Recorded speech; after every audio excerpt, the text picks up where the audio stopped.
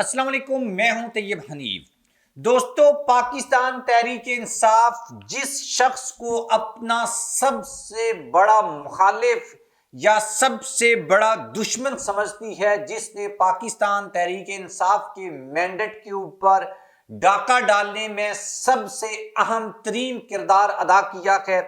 अब वो शख्स भी पाकिस्तान तहरीक इंसाफ को सबसे बड़ी पॉलिटिकल पार्टी करार देने पर मजबूर कैसे हो चुका है।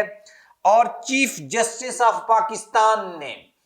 किस शख्स को 100 से जायद कॉल्स की थी और उसकी सबसे इंपॉर्टेंट वजह क्या थी, हम ये भी डिस्कस करेंगे। और चीफ इलेक्शन कमिश्नर जिनके बारे में ये खबर आई थी कि वो कनाडा भाग रहे हैं, किसी ने बोला वो अमेरिका चले गए हैं और किसी ने फिर ये खबर दी कि वो असल में रशिया गए हैं और रशिया में और रशिया से वापसी के बाद उनके साथ क्या सलूक हुआ, एक एक चीज को डिस्कस करेंगे और आपको बताएंगे कि वो शख्स जिसने इमरान खान को सताया है, उसके लिए उसके बाद जो मुश्किलात पैदा हुई हैं वो एक ऐसी हकीकत है शायद जिसको जुठलाया नहीं जा सकता। और एक लंबी चौड़ी फहरिस्त है उन लोगों की जिन्होंने इमरान खान से गद्दारी की या इमरान खान के खिलाफ फैसले दिए या इमरान खान को तंग किया, इमरान खान को बदनाम करने की कोशिश की, लेकिन वो सब लोग जो हैं उनका एक जैसा दी एंड होता है। ये भी देखेंगे। आप मेरे चैनल को सब्सक्राइब कर लें, बेल आइकन को प्रेस कर लें। जो लोग हमें फेसबुक के ऊपर देखते हैं वो हमारी वीडियो को लाइक और शेयर जरूर किया करें। और आप क्या समझते हैं कि पाकिस्तान तहरीक इंसाफ किसको सबसे बड़ा दुश्मन समझती है और वो आलाकार कौन है? अच्छा, सबसे पहले तो आपको ये बताएं कि मौजूदा जो चीफ इलेक्शन कमिश्नर हैं सुल्तान सिकंदर राजा साहब, ये खुद इमरान खान के अपॉइंट किए हुए हैं और ये जनरल बाजवा की रिकमेंडेशंस और उस वक्त की जो स्टैब्लिशमेंट थी उनकी रिकमेंडेशंस के ऊपर इमरान खान ने इनको लगाया था। इसमें तो अब कोई दो राय नहीं है। अब इन्होंने खुद भी इस सवाल का जवाब दे दिया है और ये कहते हैं कि मुझे चीफ इलेक्शन कमिश्नर बनाकर ये बताया गया था और मुझे टेलीविजन के जरिए ये पता चला था कि मुझे जो है वो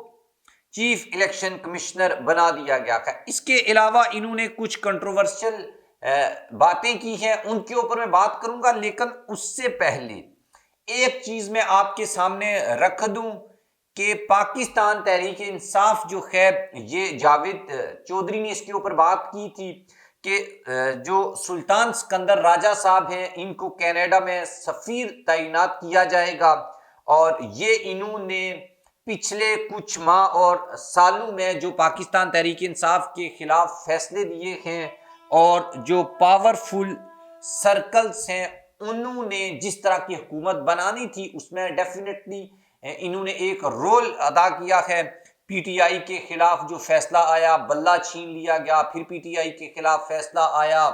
इंट्रा पार्टी इलेक्शंस को कालादम करार दे दिया गया, उसके बाद पीटीआई के लोग आजाद उम्मीदवार लड़े, फिर मखसूस नशिस्तें छीन ली।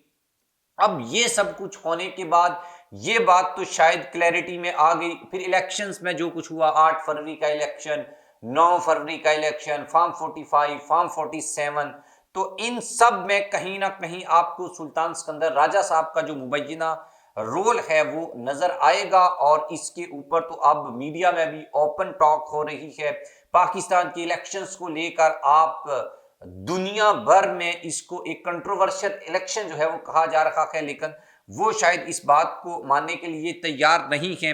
खबर ये आई थी कि जो इनके भागने की वजह है या पाकिस्तान में ना रहने की वजह है,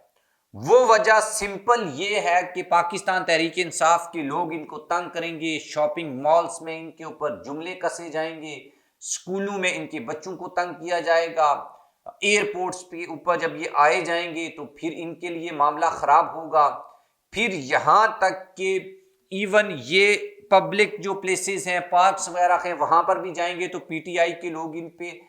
बातें कसेंगे। ये हो चुका है। इसहाक डार के साथ हो चुका है, नवाज शरीफ, मरियम नवाज जूते पड़ चुके हैं नून लीग के लीडरों को। इवन ये कि मक्का मदीना में भी इनके खिलाफ नारेबाजी की गई। तो ये सब चीजें ये शो करती हैं कि अवाम ने वोट इमरान खान को दिया था, और ये वोट चोरी या मैंडेट चोरी जो हुई है इसमें इनका कोई किरदार है, और इस किरदार की बाद में इनको सजा भुगतनी पड़ेगी, इनको ये चीजें फेस करना पड़ेंगी। अब ये रशिया में है, और आजकल जावेद चौधरी साहब जो हैं वो भी मुल्क से बाहर हैं। उन्होंने तो वैसे बहुत लंबी चौड़ी बात की है, मैं मुख्तसर आपको 3 पॉइंट्स बता देता हूं कि वो 3 पॉइंट्स बेसिकली हैं क्या। असल में एक तो इन्होंने ये कहा कि जब हमजा शहबाज की हुकूमत थी उस वक्त के जो चीफ जस्टिस थे उमर अता बंदियाल, उन्होंने इनको 100 से जायद कॉल्स की थी, और उनके कॉल्स करने का मतलब ये था कि किसी ना किसी तरीके से हमजा शहबाज की जो पंजाब हुकूमत है वो इलेक्शंस के ऊपर इफेक्टेड ना हो और नताइज को तब्दील ना कर दे। तो मेरे ख्याल में आज जो हम ये बात कहते हैं कि उस वक्त जो इलेक्शंस हुए थे तो उसमें पीटीआई जीत गई थी, अगर स्टैब्लिशमेंट इनके खिलाफ होती या इलेक्शन कमीशन ये करता वो करता, तो आज उस बात की तस्दीक भी हुई है कि अगर वो फ्री एंड फेयर इलेक्शंस हुए थे और पीटीआई जीती थी तो उसके पीछे चीफ जस्टिस उमर अता बंदयाल साहब जो हैं उनका किरदार था। और यही जो 100 कॉल्स की मैंने बात की है ये भी सुल्तान सिकंदर राजा ने जावेद चौधरी को बताया कि उमर अता बंदयाल साहब ने कॉल्स की थी और हमने बड़ा फ्री एंड फेयर इलेक्शंस करवाया और उसमें पाकिस्तान तहरीक इंसाफ जीत गई। लेकिन वो शायद ये बात नहीं बताएंगे कि अगर पीटीआई उस वक्त 22 में से 18 सीटें जीत गई थी तो अब पीटीआई की सीटें कैसे कम हो गई हैं, ये सवाल है ना। लेकिन इसका जवाब डेफिनेटली उनके पास नहीं है। उसके बाद ये खबरें भी मीडिया में चलना स्टार्ट हो गई और कुछ लोगों ने ना ये जो व्लॉग है जावेद चौधरी का इसकी ना क्लिपिंग की, और वो क्लिपिंग करके ये शो करने की कोशिश की कि शायद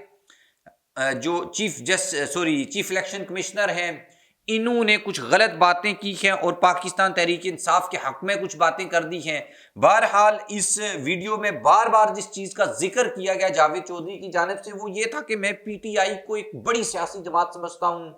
उनकी ग्राउंड लेवल के ऊपर बड़ी ग्रिप है और लोग हैं इमरान खान के साथ, तो अगर पीटीआई अच्छे तरीके से यूटिलाइज करे और जो बल्ला छीना गया इसकी जिम्मेदारी उन्होंने बैरिस्टर अली जफर के ऊपर डाल दी कि उन्होंने दलाइल अच्छे नहीं दिए। उसके बाद उन्होंने ये कहा कि पीटीआई ने आइन बड़ा सख्त बनाया है, हमने गुंजाइश निकालने की कोशिश की, नहीं निकल सकी। तो आज आके उनकी सारी जो बातें हैं उनका लुब्बे लबाब जो था वो यही नजर आता है कि वो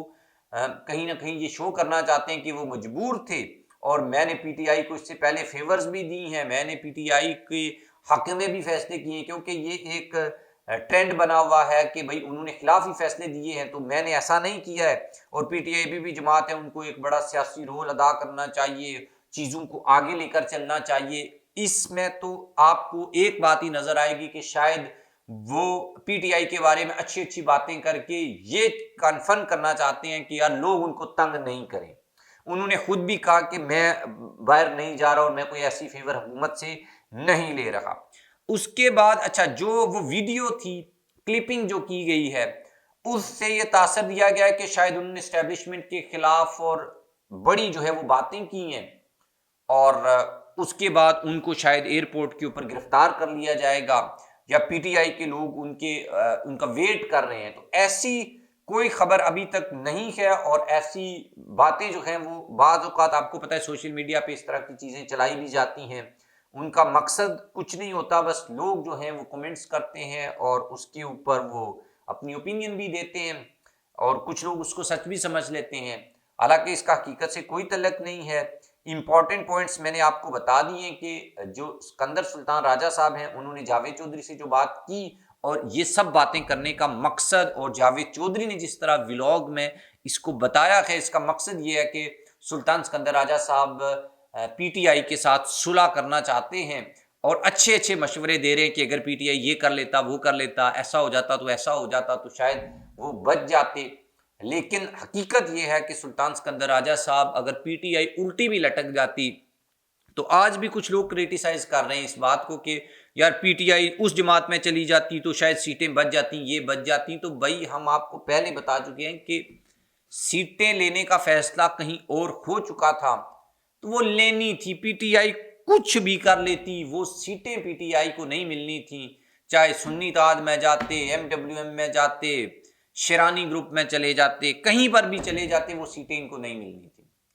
क्योंकि ऑलरेडी पीटीआई उनके हिसाब से 45 से 55 सीटें पीटीआई को लेना थी, नवाज शरीफ को 115-20 सीटें लेना थी, और ऑलरेडी पीटीआई 92 सीटें ले चुकी थी, 93, तो फिर ये बनता नहीं था।